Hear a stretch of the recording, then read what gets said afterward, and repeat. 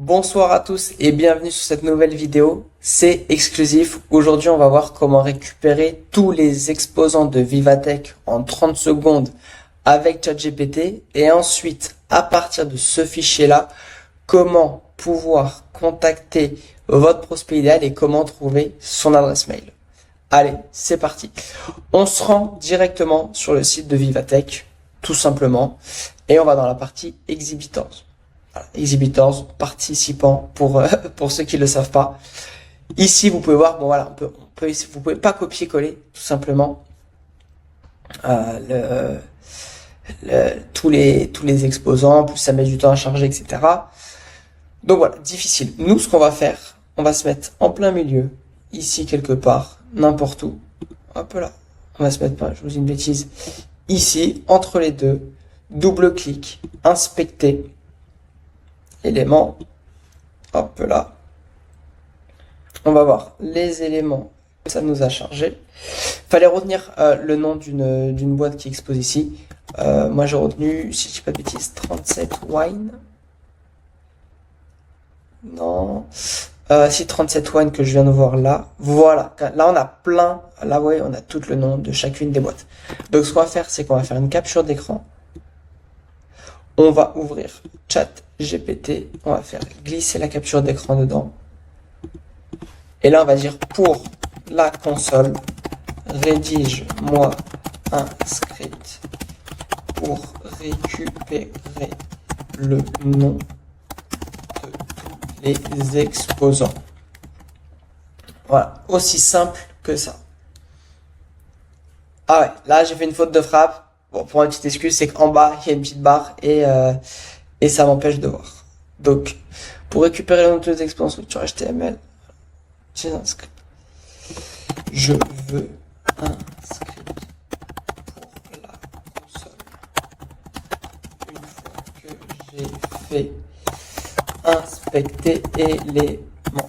J'ai aucune notion de code, hein, vraiment. Là, c'est vraiment pour qu'on le fasse ensemble et vous allez voir. Voilà, je n'avais pas rentré ces détails. Nickel, on retourne sur le site. On va dans console, comme je vous l'avais dit, et on colle.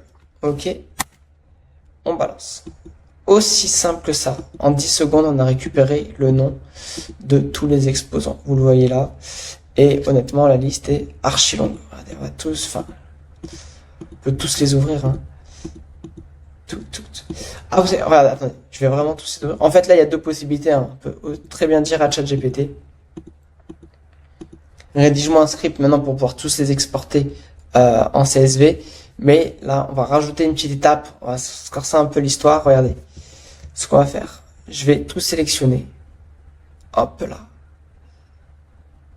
Il y en a 2700, je crois, de ce que j'ai vu. Quelque chose comme ça. Donc ça en fait du monde à contacter.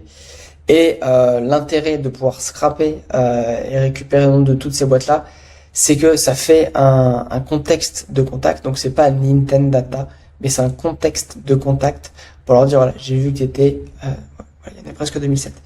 C'est un contexte qui fait, voilà, j'ai vu que tu étais à Vivatech, etc. Enfin, le contexte est énorme, quoi. Surtout que les boîtes qui sont présentes sur un salon comme ça, elles ont des besoins de communication, de visibilité, et elles ont du budget. Donc forcément, on a tout. Là, on va ouvrir un spreadsheet. Ok. Aussi simple que ça. Spreadsheet.new. On ouvre et on va coller la liste. Regardez la petite étape, elle est là. Normalement, le collage, voilà, doit être ultra mal fait.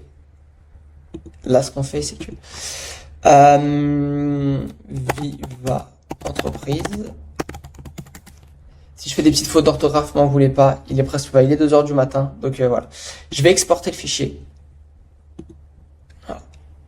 On va copier-coller. On va retourner dans ChatGPT. On fait glisser le fichier.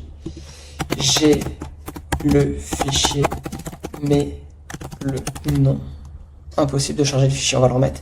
Mais le nom des entreprises s'affiche comme ça. Je ne... Enfin, corrige-le moi. Par exemple. ça transforme-le en ça. Je veux uniquement le nom de l'entreprise. Hop là.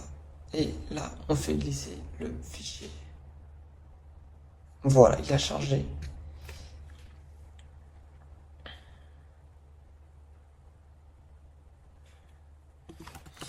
Corrige-moi directement le CSV en me redonnant un nouveau CSV tout propre. Voilà. C'est analyse boîte, c'est nouveau GPT 4O.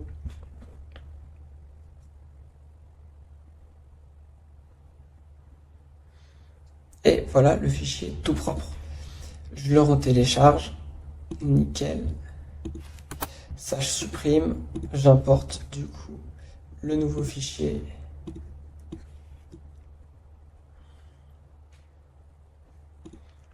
Remplacer la feuille active. Et on a le nom tout propre. Company name. Voilà. Bon, là, regardez. Je vais qu'on va choper. Allez. Hop. Tout ça pour faire le test, pour vous montrer comment faire. Là, on a 129 boîtes. Allez, vous savez quoi, on va monter. Bon, on garde les 129. Ok. On va télécharger. Donc là, on a réussi, dans un premier temps, en vraiment 2 minutes, 2-3 minutes, à choper le nom de toutes les boîtes et à nettoyer le fichier. Là, on a déjà tous les exposants, toutes les boîtes qui exposent à Vivatech. L'étape suivante, c'est d'aller sur contactfinder.io. C'est top, c'est une solution française en plus. Elle permet de trouver les coordonnées d'une personne à partir d'un nom d'entreprise. Donc là, le nom du fichier, on va l'appeler Vivatech. On veut qui? Les CEO, DRH, CEO. On va dire les DRH.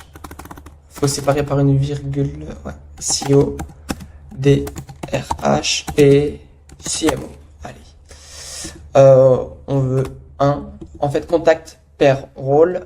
C'est par exemple s'il y a plusieurs DRH, on veut combien de DRH? Si on met 3, on aura 3 DRH. Si on met 4, 4. Là, on n'en met qu'un.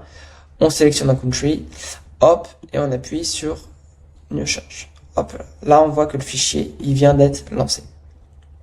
Donc je vais mettre la vidéo en pause, forcément, et on se retrouvera juste après avoir scrappé tout ça. C'est bon, on se retrouve, le fichier est téléchargé, enfin, le fichier est prêt, on va le télécharger. Hop là, hop là. On crée une nouvelle page, comme ça tout est sur le même fichier, on va l'importer naturellement, assez simplement. Hop, hop, on le swipe. Je vais mettre l'ordi à charger, comme ça on est bon. Et voilà le fichier avec toutes les infos, le LinkedIn et l'adresse mail. Voilà, si vous voulez, je peux vous partager le fichier. Là, vous voyez qu'on a 121 prospects entre CMO, DRH et CMO, DRH et CEO. Donc voilà. Si ça vous intéresse, n'hésitez pas à commenter. Je pourrais vous envoyer le fichier. Donc dans ce cas-là, envoyez fichier en commentaire. Je vous l'envoie. Voilà. Si ça vous intéresse aussi qu'on applique cette stratégie-là sur votre acquisition, on s'occupe de tout. En commentaire, vous avez aussi le lien pour prendre un rendez-vous avec nous. Donc n'hésitez pas, c'est un rendez-vous où on voit si la stratégie Maily peut coller avec votre activité. Donc n'hésitez pas à prendre ce rendez-vous, vous n'avez rien à perdre. Si vous voulez le fichier, écrivez fichier en commentaire. Si vous avez des salons que vous voulez qu'on scrape, pareil, des petites vidéos tuto comme ça, n'hésitez pas à mettre le nom du salon en dessous. Pour ceux qui reçoivent le fichier, inutile de vous le répéter, parce que ça va de soi, mais je le répète quand même, comme ça on est sûr qu'il n'y a aucun souci.